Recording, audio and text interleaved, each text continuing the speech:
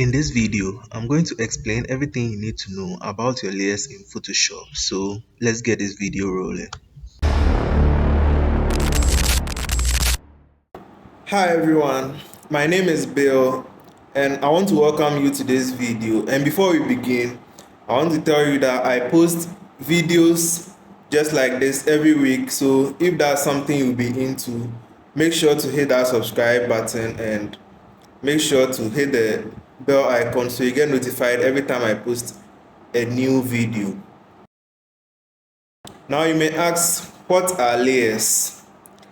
Layers are basically like transparent sheets of glass on which you can put images, graphics, or even adjustments. Now you may be asking, what are adjustments? We will be getting to that later on in this video, so make sure to stay to the end and make sure to pay attention to what I'll be explaining in this video. So you may ask, where can I find the layers panel in Photoshop? So the layers panel is mostly found on the right hand side of your workspace. So that's it right there. And let's say, for example, you cannot find your layers panel when you open Photoshop.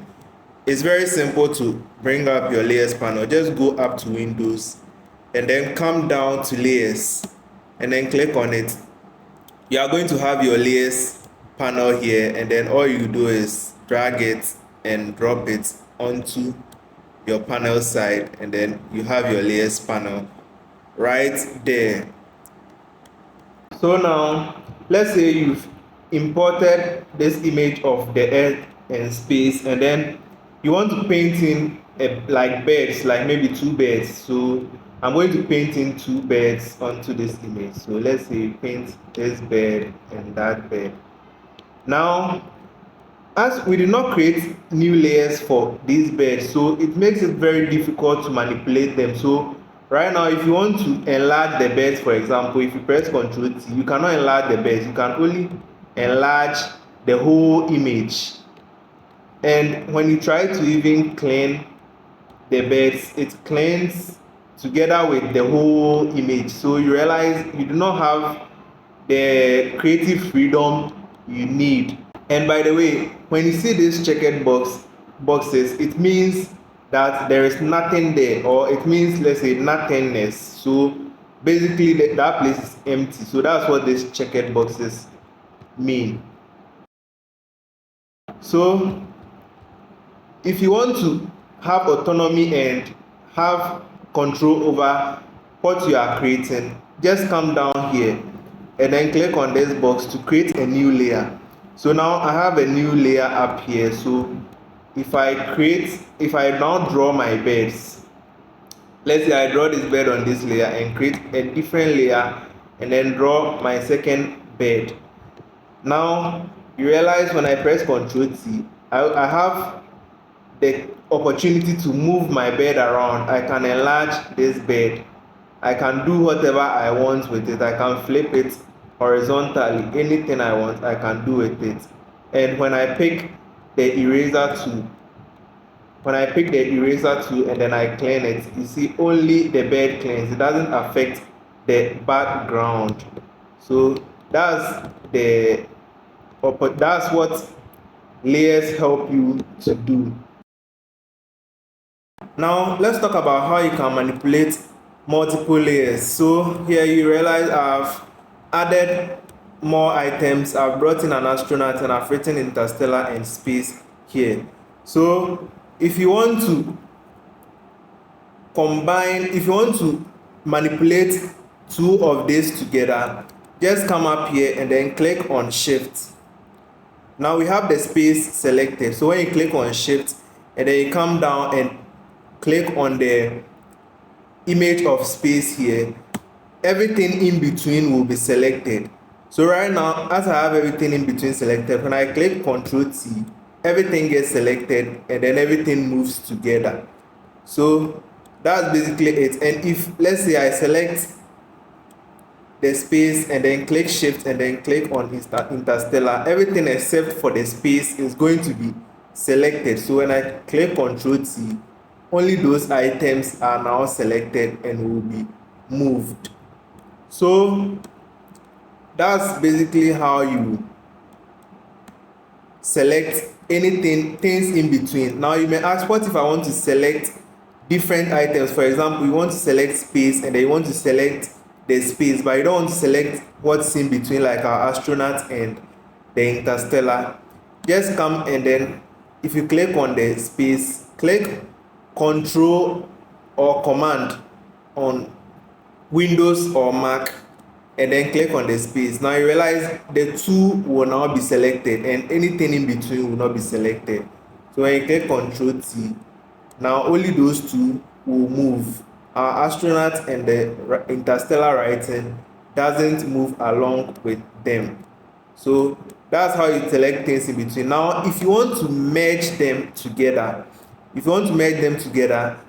and click you click on it and then you click shift and then you have them all selected here. What you're going to do is you just click Control or Command E, and then now you realize all our layers has been merged into one single layer. So that's the simple way of merging your layers in Photoshop. Now when you have all your layers selected, for example, you can also group them instead of merging them all into one image. So in order to group your layers, just click Ctrl or Command J, and then when you click it, you realize you now have a group instead of a merged image. So the advantage the group has is that when you create the group, when you click here, you still have access to all your layers, just that they've been merged into kind of like one envelope. So that's also how you can group your images as well. Now if you don't want to select your images before merging them as well, you can just click Control or Command and then Shift and then E, and then when you click it, you realize your images get merged. And this one, you don't even need to select your images in order to do this. Just click Control or Command Shift and then E. Now let's move to layer visibility. So layer visibility, basically how you can turn off or on a layer so that you can either see it or not see it. So how do we see as human beings? We use our eyes, and then right beside all the layers you can see there are eyes here. So if you click on the eye next to a layer, you realize that layer disappears. So our interstellar is now gone since we clicked on the eye. If I click on the eye of our astronaut image, you realize our astronaut is now gone. And then when we click them back, they come back. Now if you want to see only one layer and you don't want to see the remaining layers, all you have to do is just click Alt or Option and then click on the eye next to that layer. And then now you realize we can only see our image of Earth and space. We can't see the rest. When you click Alt or Option and click on the eye again, everything else comes back. Now you can also do this in another way. You can just right click the eye and then you can click hide this layer. So when you click hide this layer, that layer will get hidden. And then when you right click again and you click show this layer, it appears. When you right click the eye next to a layer and then you click show or hide all other layers, all the other layers will disappear except for the one you have selected. And then when you right click again and click show or hide all other layers, every other layer reappears. Now let me also explain a simple way to change the name of your layer. So here is our astronaut layer, but you realize it has a completely different name, and when you are working this might actually confuse you. So to change the name of your layer, just right double click on it and then change the name to whatever you want. So in my case, I'm going to change it to astronaut, and just like that you change the name of your layer and click enter. Now you can also zoom into any particular layer of your choice. So to zoom into any layer, just click Alt or Option and then click on that layer, and then you realize your image gets zoomed into that particular layer. So just click Alt or Option, click that layer, and you realize it zooms into that layer. So now we have the astronaut layer zoomed in. So that's also a very easy feature to know in Photoshop. Now let's talk about the background layer. So when you import any image into Photoshop newly, like the first image you import, you are going to see this lock icon next to the image in the layers panel, and what it means is that that image now becomes your background. And what the background basically does is that it prevents transparency. So no matter what you do, you are not going to see those checked boxes that show nothingness unless you change this image from being a background layer. So let's say for example you pick your eraser tool and you want to erase this image. No matter what you do, it doesn't erase. Instead what it does is it's painting the black color, which is the color we have under our foreground color. So you realize when you change the position as well, when you paint, you realize the white now starts to paint instead of cleaning the background. So you cannot even clean it. You can't change its layer position. No matter what you do, it's always going to be at the bottom. You can't change the opacity. You can see it's grayed out up here. So that's basically what your background layer does. It prevents transparency completely. So if you want to manipulate the background layer, it's very simple. Just come to the background layer and click on the lock icon, and now you can manipulate it. So now when we go to the eraser tool and we clean, now you can see your checked boxes which show transparency. You can also change the layer position. You can do whatever you want with that layer. Now in order to change your layer back to a background layer, just come up here to layer and then come to new, and then come down to background from layer. And then when you do that, now you realize it becomes your background again. So that's how you manipulate your background layer as well. Now let's talk about our blend modes. So you find the blend modes right up here on top of your layers, and mostly you see normal written there. So here I have an image of a light leak which I downloaded from the internet. So basically what your blend mode does is it blends your image in different ways.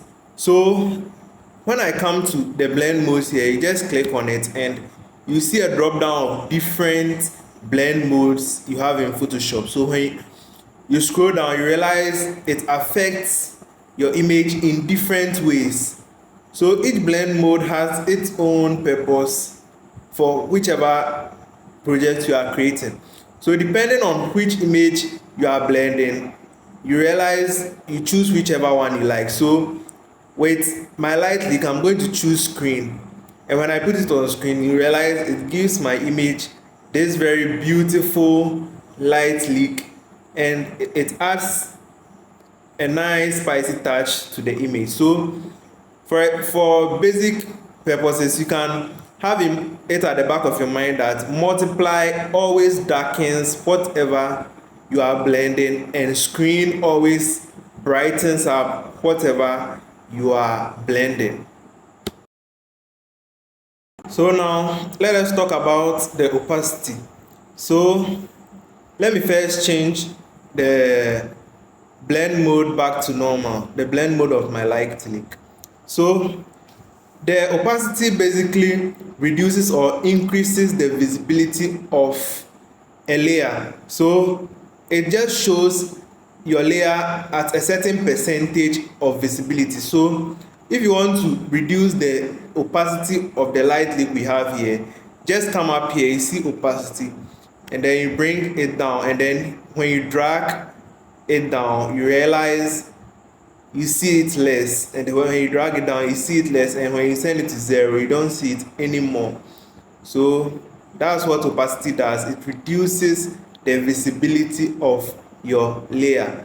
Now there are some shortcuts to changing the opacity of your layer. So in order to change the opacity of your layer, the shortcut is make sure you don't have any brushing tools selected. So right now I have the text tool selected. What you want to do is just click any number on your keyboard. So when I click 4, you realize our opacity reduces to 4. Now when we click 4, 5, you realize our opacity just changed to 45. When you click 7 and 0, you realize it changes to 70. So that's a short form to change your opacity in Photoshop. Now there is also other ways to change your opacity. So when you bring your mouse pointer to the writing of opacity, you realize it changes to a hand icon. So when you click and you drag, you realize it changes your opacity gradually. It changes your opacity gradually. When you pull to the other side, it changes your opacity. And also, if you want to change the opacity very quickly, just click shift and then drag, and then you see with just a small drag we are at 0, and then with just a small drag you are already at 100. And when you want to increase and reduce the opacity very slowly, click alt or option whilst you drag. So when I click alt or option and then I drag, you realize you keep dragging. I drag all the way to this place and I'm still at 32.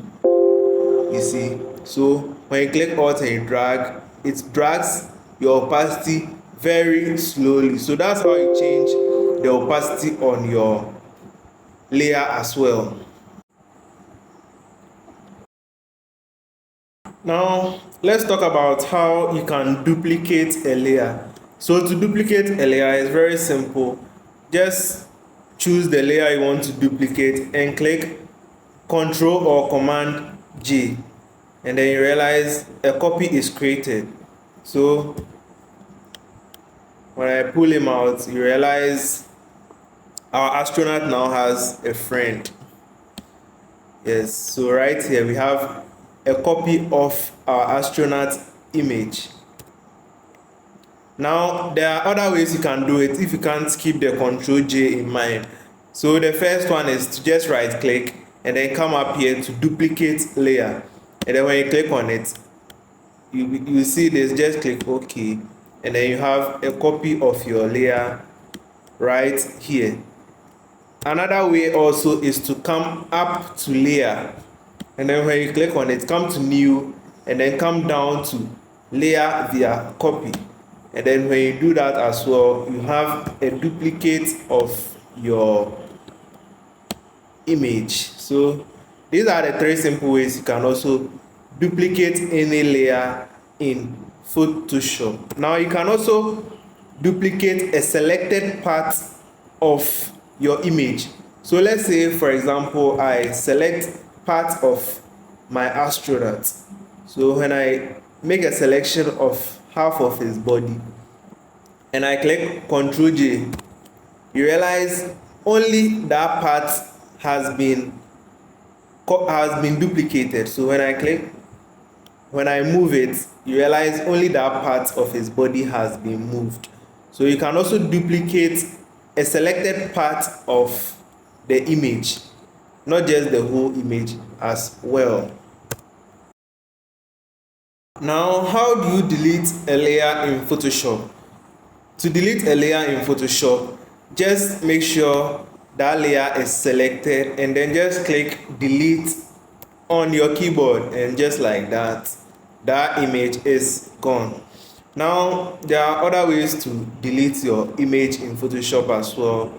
You can just drag that layer to the trash can icon you have down here, and boom, your layer is deleted. You can also just have the layer selected, and while the layer is selected, just click on your trash can icon, and when you click on the trash can icon, you have this here, just click yes, and then it's deleted. So that's how you delete a layer in Photoshop. Now let's talk about the adjustments. To bring out your adjustments, click on this icon right here, and then when you click on it, it brings up your adjustments. So let me explain, for example, what the hue and saturation adjustment does. It adds color to your entire image. So when I change the figures, you realize it changes the colors on my image. When I click colorize, you realize it colors the entire image. It also adds saturation to your image as well. You can also, for example, bring up brightness and contrast. And what brightness and contrast does is it adds brightness, it brightens up your image. It can also darken your image. You can also use it to change the contrast on your image. You realize the contrast becomes deeper when you move it here, and then your image becomes more pale when you move it to the left hand side. So every adjustment has its own purpose. Every adjustment has its own purpose and what it's used for.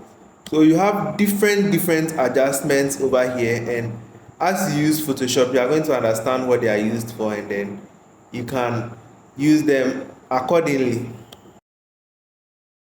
Now let's talk about the mask. So basically, people wear masks to hide certain things. So people wear masks to hide, for example, their face, and that's the job masks also do in Photoshop. So you can find your mask icon down here under your layers. So to demonstrate how the mask works, I've brought in this mystery box, and then I'm going to create a selection around it. So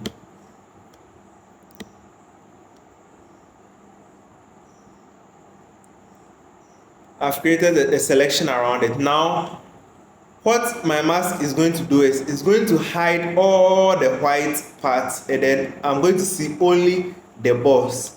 So when I come down here and I click on my mask icon, only my box is now showing, and every other thing which was the white background is now gone. So once I clicked on the mask button, you can see something new has formed beside my layer, and that's what the mask that shows our mask. So what the mask does is everywhere that is white appears, and everywhere that is black disappears. So when you want to see your mask, just click alt and then click on your mask, and then now you see your mask very clearly.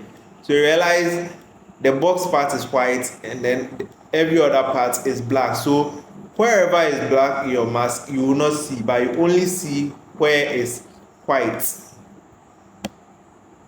Yes. So that's how you also manipulate your mask in Photoshop. Now let's talk about how to create clipping masks. So basically, clipping mask makes a particular layer affect another layer only. So you only see that layer on top of the layer on which you clip it to. So let me demonstrate this to you. And by the way, if you want to change the positions of your layers, just double click and then drag it to whichever position you want. So I'm going to bring my space text to the top, and then I want to clip the space text to the box. So first of all, let me bring it on top of my box, and then now to clip it to the box, just hold alt or option, and then you realize this icon appears. Your mouse turns into this pointer icon, and then just click in between the layers, and then you realize the space text has now been clipped to the box alone. So when I move the space text, you realize it doesn't go outside of the box, it only affects our box. So that's how you make a clipping mask. There are also other ways to make your clipping mask as well.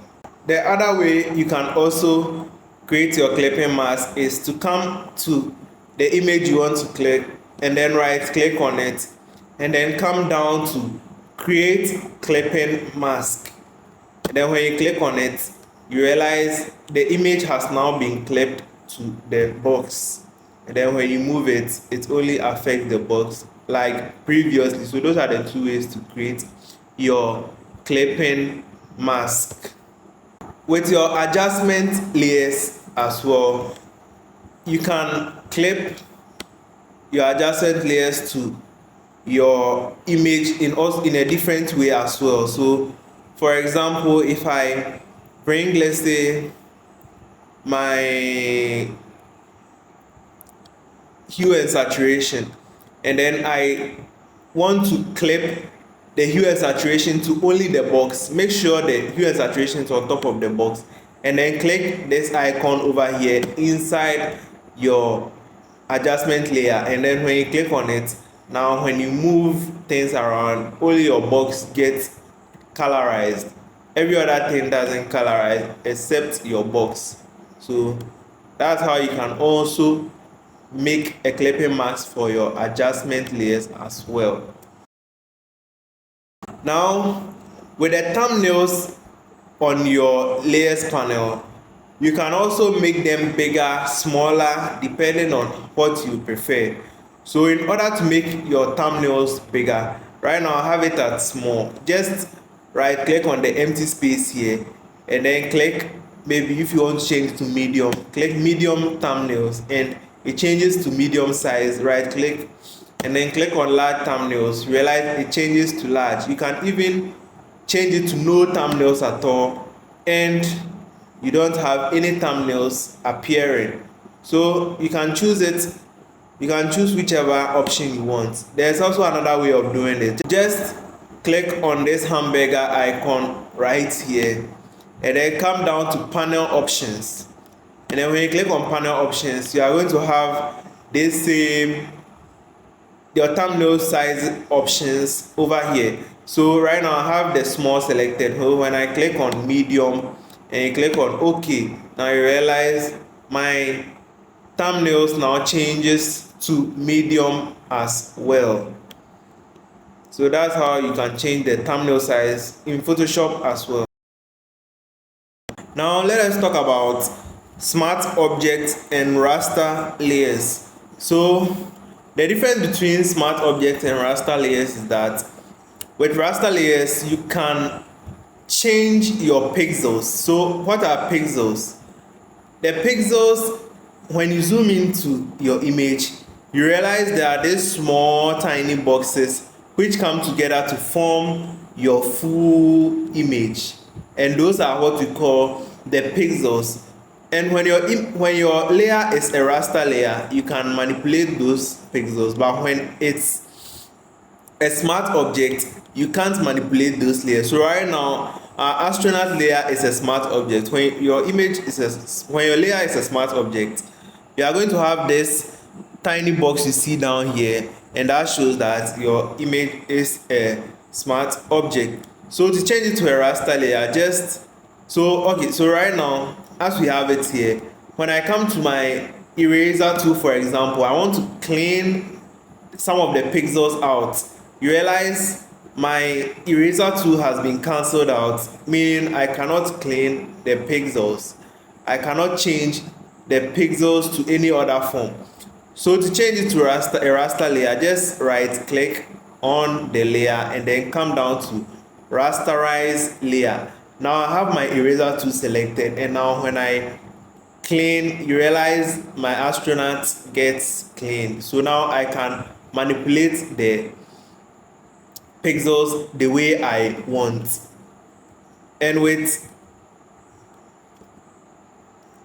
smart objects, when you want to clean the image, unless you create a clipping mask before you can clean, and when you want to clean, as we said earlier, black hides and white does what? White makes things appear. So as we have white as our foreground color, make sure your brush tool is selected and then when you clean, you realize your astronaut gets cleaned out.